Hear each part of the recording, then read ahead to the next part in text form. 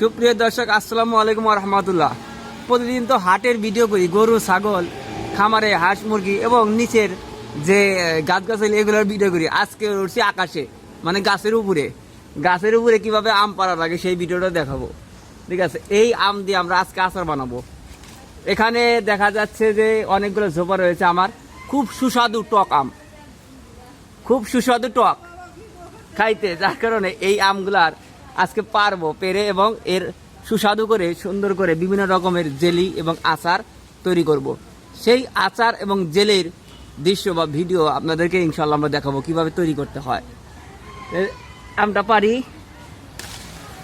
দেখেন তাজা গাছের আম, দেখতে কি সুন্দর ল্যাংড়া ভোগ মনে হচ্ছে, কিন্তু আসলে তা নয়, কিন্তু দেশি আম।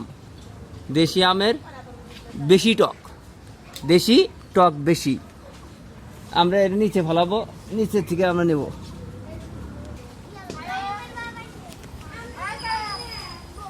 স্যার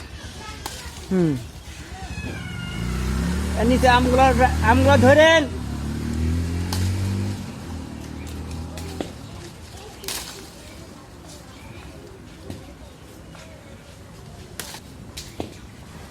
দেখেন গাছে প্রচণ্ড পরিমাণে আম এসেছে, আমার দেশি আম। এই আম অবশ্য যদি পেকে যায় তাহলে খুব সুস্বাদু হয় এবং খুব রসালো হয়, দুধ দিয়ে খেতে খুব ভারী মজা। কাঁচা অবস্থায় মিষ্টি টক, কিন্তু পাকলে এবারে প্রচুর মিষ্টি হয়।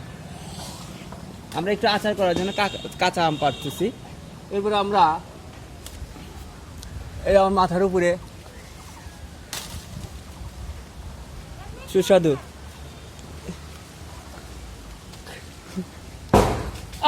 মানে একটা জাম করালাম। এর মাথার উপরে আরো বড় আম আছে। আমরা এখন এত উঁচায় আছি, গাছটা অনেক উঁচু। দেখেন আমাদের বাড়ির রাস্তার সাথে কি নিচু, রাস্তায় কত নিচু নিচু এলাকা। আচ্ছা দর্শক, আমাদের সঙ্গেই থাকুন। বলেন মাউথপিসটা নিয়ে আসলে কেমন হলেন? হচ্ছে যে গাছের আগায় উঠে গেলাম, একেবারে আগায়।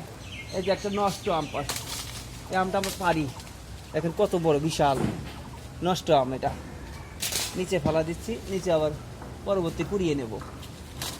বড় বড় আম, যা 4-5টা আম হলেই হয়ে যাবে।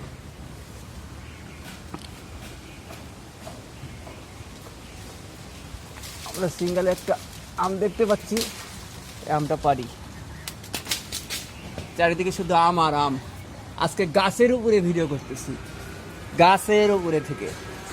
ইতিহাস দেখা যাচ্ছে গাছে থেকে কেউ ভিডিও করে না, সচরাচর দেয় না। আমরা সরাসরি গাছের উপর থেকে আমের করা ভিডিও দেখছি এবং এটার যে আচার হবে, সে আচার বানানোর দৃশ্যটা ইনশাল্লাহ আপনাদেরকে দেখাবো। আমাদের সঙ্গেই থাকুন।